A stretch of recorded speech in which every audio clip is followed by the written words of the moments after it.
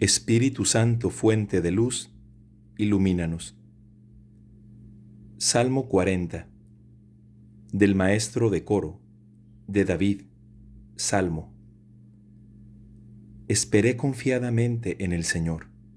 Él se inclinó hacia mí y escuchó mi clamor. Me sacó de la fosa infernal, del barro cenagoso. Afianzó mis pies sobre la roca y afirmó mis pasos. Puso en mi boca un canto nuevo, un himno a nuestro Dios. Muchos, al ver esto, temerán y confiarán en el Señor. Feliz el que pone en el Señor toda su confianza y no se vuelve hacia los rebeldes que se extravían tras la mentira. Cuántas maravillas has realizado, Señor, Dios mío. Por tus designios en favor nuestro, nadie se te puede comparar. Quisiera anunciarlos y proclamarlos, pero son innumerables. Tú no quisiste víctima ni oblación, pero me diste un oído atento. No pediste holocaustos ni sacrificios. Entonces dije, aquí estoy. En el libro de la ley está escrito lo que tengo que hacer. Yo amo, Dios mío, tu voluntad, y tu ley está en mi corazón. Proclamé gozosamente tu justicia en la gran asamblea. No mantuve cerrados mis labios, tú lo sabes, Señor. No escondí tu justicia dentro de mí. Proclamé tu fidelidad y tu salvación, y no oculté a la gran asamblea tu amor y tu fidelidad. Y tú, Señor, no te niegues a tener compasión de mí, que tu amor y tu fidelidad me protejan sin cesar, porque estoy rodeado de tantos males que es imposible contarlos. Las culpas me tienen atrapado, y ya no alcanzo a ver. Son más que los cabellos de mi cabeza, y me faltan las fuerzas. Líbrame, Señor, por favor. Señor, ven pronto a socorrerme. Que se avergüencen y sean humillados los que quieren acabar con mi vida.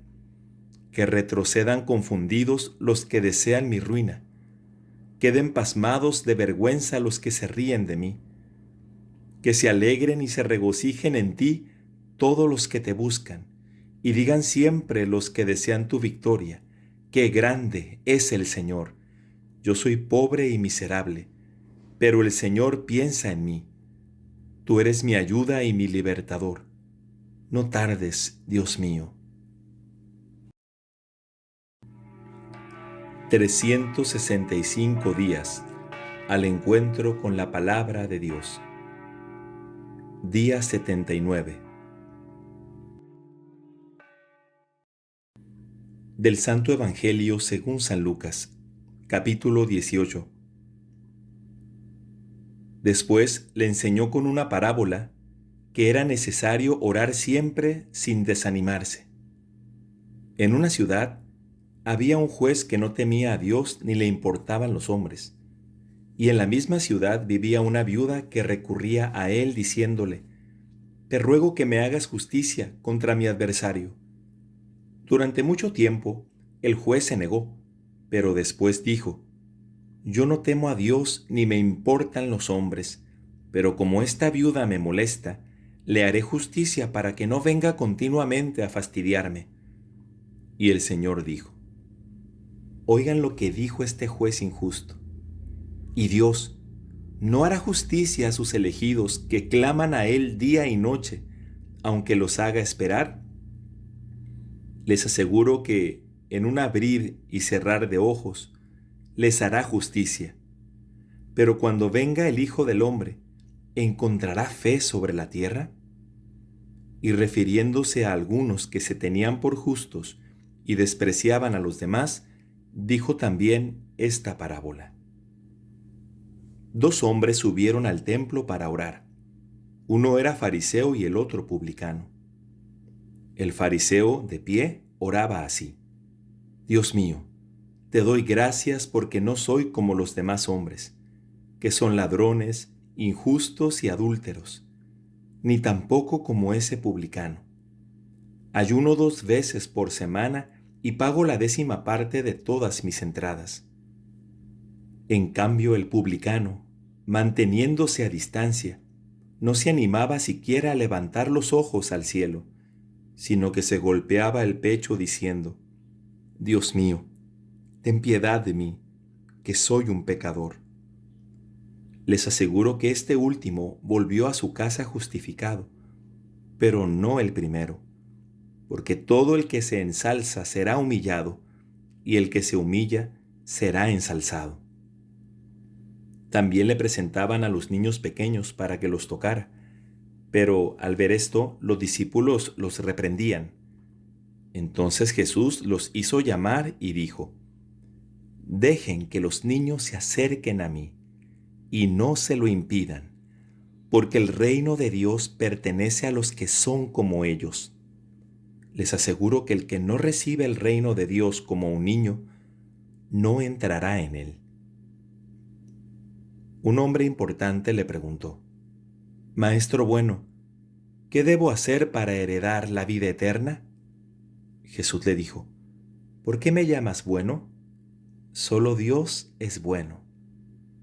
Tú conoces los mandamientos: no cometerás adulterio, no matarás, no robarás, no darás falso testimonio, honra a tu padre y a tu madre. El hombre le respondió: Todo esto lo he cumplido desde mi juventud. Al oírlo, Jesús le dijo: Una cosa te falta todavía. Vende todo lo que tienes y distribúyelo entre los pobres, y tendrás un tesoro en el cielo. Después, ven y sígueme. Al oír estas palabras, el hombre se entristeció porque era muy rico. Viéndolo así, Jesús dijo: Qué difícil será para los ricos entrar en el reino de Dios. Sí, es más fácil que un camello pase por el ojo de una aguja que un rico entre en el reino de Dios. Los que escuchaban dijeron: Pero entonces, ¿quién podrá salvarse? Jesús respondió: Lo que es imposible para los hombres es posible para Dios. Pedro le dijo: Nosotros hemos dejado todo lo que teníamos y te hemos seguido. Jesús respondió: Les aseguro que el que haya dejado casa, mujer, hermanos, padres o hijos por el reino de Dios, recibirá mucho más en este mundo, y en el mundo futuro recibirá la vida eterna. Después, Jesús llevó aparte a los 12 y les dijo: Ahora subimos a Jerusalén, donde se cumplirá todo lo que anunciaron los profetas sobre el Hijo del Hombre. Será entregado a los paganos, se burlarán de él, lo insultarán, lo escupirán, y después de azotarlo, lo matarán. Pero al tercer día resucitará. Ellos no comprendieron nada de todo esto. Les resultaba oscuro y no captaban el sentido de estas palabras. Cuando se acercaba a Jericó, un ciego estaba sentado al borde del camino, pidiendo limosna. Al oír que pasaba mucha gente, preguntó qué sucedía. Le respondieron que pasaba Jesús de Nazaret. El ciego se puso a gritar: Jesús, Hijo de David, ten compasión de mí. Los que iban delante lo reprendían para que se callara, pero él gritaba más fuerte: Hijo de David, ten compasión de mí. Jesús se detuvo y mandó que se lo trajeran. Cuando lo tuvo a su lado, le preguntó: ¿Qué quieres que haga por ti? Señor, que yo vea otra vez. Y Jesús le dijo: Recupera la vista, tu fe te ha salvado. En el mismo momento, el ciego recuperó la vista y siguió a Jesús glorificando a Dios. Al ver esto, todo el pueblo alababa a Dios.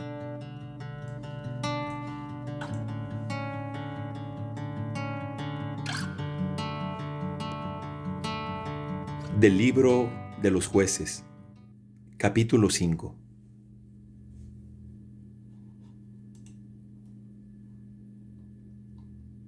Aquel día, Débora y Barak entonaron este canto.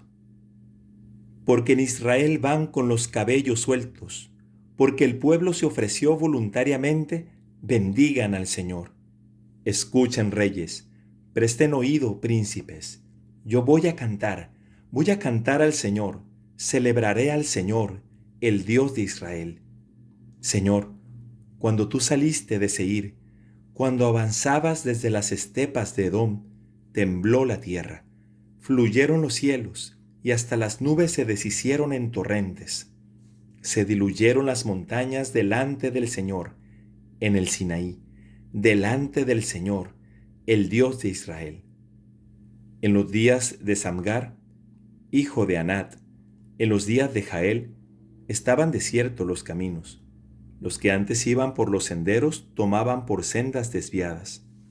Ya no había más jefes, no había ni uno solo en Israel, hasta que te levantaste tú, Débora, hasta que te levantaste tú, madre en Israel. La gente elegía dioses nuevos, la guerra ya estaba a las puertas, no se veía ni un escudo ni una lanza entre 40,000 hombres de Israel. Mi corazón está con los caudillos de Israel, con los voluntarios del pueblo. Bendigan al Señor. Ustedes, los que cabalgan en asnas blancas, montados sobre tapices, y los que marchan por el camino, atiendan bien. Escuchen a los arqueros junto a los pozos de agua. Allí se narran los actos de justicia del Señor, las gestas de su dominio en Israel, cuando el pueblo del Señor bajó a las puertas. Despierta, Débora, despierta. Sí, despierta, entona un canto. Arriba, Barak, llévate a tus cautivos, hijo de Abinoam. Entonces bajó el resto de los nobles. El pueblo del Señor bajó en mi defensa con los héroes. Lo mejor de Efraín está en el valle. Detrás de ti va Benjamín, entre tus tropas. De Maquir bajaron los caudillos, y de Zabulón los que empuñan el bastón de mando. Los príncipes de Isaacar están con Débora.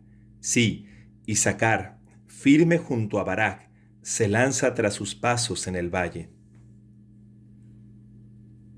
Junto a los arroyos de Rubén hay grandes deliberaciones.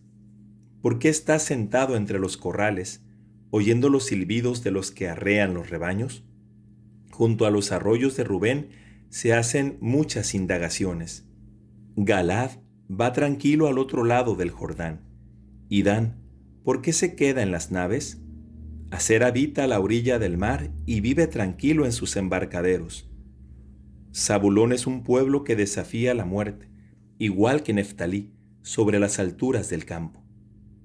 Llegaron los reyes al combate. Entonces combatieron los reyes de Canaán, en Taanac, junto a las aguas de Megiddo, pero no recogieron plata como botín. Desde el cielo combatieron las estrellas, desde sus órbitas combatieron contra Sísara. El torrente Quizón los arrastró, el antiguo torrente, el torrente Quizón, avanza, alma mía, con denuedo. Los cascos de los caballos martillaron el suelo, al galope de sus corceles. Maldigan a Meroz, dice el ángel del Señor. Sí, maldigan a sus habitantes, porque no acudieron en auxilio del Señor junto a los héroes. Bendita entre las mujeres sea Jael, la mujer de Heber, el kenita. Bendita entre las mujeres que habitan en carpas. Sísara pidió agua, ella le dio leche, le ofreció cuajada en taza de príncipe. Extendió su mano hacia la estaca y su derecha hacia el martillo de los trabajadores. Martilló a Sísara, le partió la cabeza, le machacó y le atravesó la sien. Él se desplomó a sus pies, cayó y quedó tendido. Se desplomó, cayó a sus pies, allí donde se desplomó, yace aniquilado. La madre de Císara se asoma por la ventana a través del enrejado y se lamenta. ¿Por qué tarda en llegar su carro? ¿Por qué se han retrasado sus carros de combate? La más sagaz de sus princesas le responde, y ella misma se repite estas palabras. Seguro que están recogiendo y repartiendo el botín, una cautiva, 2 cautivas para cada guerrero, paños de colores como botín para Císara, una tela, 2 telas recamadas para mi cuello. Que así desaparezcan todos tus enemigos, Señor, y los que te aman sean como el sol cuando despunta con toda su fuerza. Y hubo paz en el país durante 40 años. Del libro de los Jueces, capítulo 6. Los israelitas hicieron lo que es malo a los ojos del Señor, y Él los entregó en manos de Madián durante 7 años. Los madianitas oprimieron a Israel, y para librarse de ellos, los israelitas se hicieron escondites en las cuevas de las montañas, en las cavernas y en los lugares escarpados. Cada vez que Israel sembraba, venían los madianitas, los amalecitas y los orientales y los invadían. Acampaban frente a ellos y destruían los productos del suelo hasta los confines de Gaza. No dejaban víveres, ovejas, bueyes ni asnos en Israel, porque subían con su ganado y sus tiendas de campaña, y eran numerosos como langostas. Tanto ellos como sus camellos eran incontables, y entraban en el país para devastarlo. Israel quedó muy debilitado a causa de Madián, y los israelitas clamaron al Señor. Cuando los israelitas clamaron al Señor a causa de Madián, el Señor les envió un profeta, que les habló en estos términos. Así habla el Señor, el Dios de Israel. Yo los hice subir de Egipto y los saqué de un lugar de esclavitud. Los libré del poder de los egipcios y de las manos de sus opresores. Los expulsé a ellos para entregarles a ustedes su territorio. Y también les dije, yo soy el Señor, su Dios. No adoren a los dioses de los amorreos en cuyo territorio habitan. Pero ustedes no escucharon mi voz. El ángel del Señor fue a sentarse bajo la encina de Ofrá, que pertenecía a Joás de Abiezer. Su hijo, Gedeón, estaba moliendo trigo en el lagar para ocultárselo a los madianitas. El ángel del Señor se le apareció y le dijo, El Señor está contigo, valiente guerrero. Perdón, Señor, le respondió Gedeón, pero si el Señor está con nosotros, ¿por qué nos sucede todo esto? ¿Dónde están todas esas maravillas que nos contaron nuestros padres cuando nos decían, el Señor nos hizo subir de Egipto? Pero ahora Él nos ha desamparado y nos ha entregado en manos de Madián. El Señor se volvió hacia él y le dijo, Ve, y con tu fuerza salvarás a Israel del poder de los madianitas. Soy yo el que te envío. Gedeón le respondió, Perdón, Señor, pero ¿cómo voy a salvar yo a Israel si mi clan es el más humilde de Manasés y yo soy el más joven en la casa de mi padre? Yo estaré contigo, le dijo el Señor, y tú derrotarás a Madián como si fuera un solo hombre. Entonces Gedeón respondió, Señor, si he alcanzado tu favor, dame una señal de que eres realmente tú el que está hablando conmigo. Te ruego que no te muevas de aquí hasta que yo regrese. Enseguida traeré mi ofrenda y la pondré delante de ti. El Señor le respondió, me quedaré hasta que vuelvas. Gedeón fue a cocinar un cabrito y preparó unos panes sin levadura con una medida de harina. Luego puso la carne en una canasta y el caldo en una olla. Los llevó debajo de la encina y se los presentó. El ángel del Señor le dijo: Toma la carne y los panes ácimos, deposítalos sobre esta roca y derrama sobre ellos el caldo. Así lo hizo Gedeón. Entonces el ángel del Señor tocó la carne y los panes ácimos con la punta del bastón que llevaba en la mano, y salió de la roca un fuego que los consumió. Enseguida, el ángel del Señor desapareció de su vista. Gedeón reconoció entonces que era el ángel del Señor y exclamó: ¡Ay de mí, Señor! Porque he visto cara a cara al ángel del Señor. Pero el Señor le respondió: Quédate en paz, no temas, no morirás. Gedeón erigió allí un altar al Señor y lo llamó: El Señor es la paz. Todavía hoy se encuentra ese altar en Ofrá de Abiezer. Aquella misma noche, el Señor dijo a Gedeón: Toma el novillo de tus padres y otro toro de 7 años. Luego destruirás el altar del Baal que pertenece a tus padres y cortarás el poste sagrado que está junto a él. Después edificarás al Señor, tu Dios, en la cima de esta altura escarpada, un altar muy bien construido. Entonces tomarás el otro toro y lo ofrecerás en holocausto, con la leña del poste sagrado. Gedeón reunió a 10 de sus servidores e hizo lo que el Señor le había dicho. Pero por temor a su familia y a la gente de la ciudad, en lugar de hacerlo de día, lo hizo durante la noche. A la mañana siguiente, toda la gente vio que el altar del Baal estaba destruido y que habían cortado el poste sagrado que estaba junto a él. Vieron también que un novillo había sido ofrecido en holocausto sobre el altar que acababa de ser edificado. Entonces se preguntaron: ¿quién habrá hecho esto? Después de averiguarlo, supieron que había sido Gedeón, el hijo de Joás. Enseguida dijeron a Joás: Trae aquí a tu hijo. Él debe morir, porque ha derribado el altar del Baal y ha cortado el poste sagrado que estaba junto a él.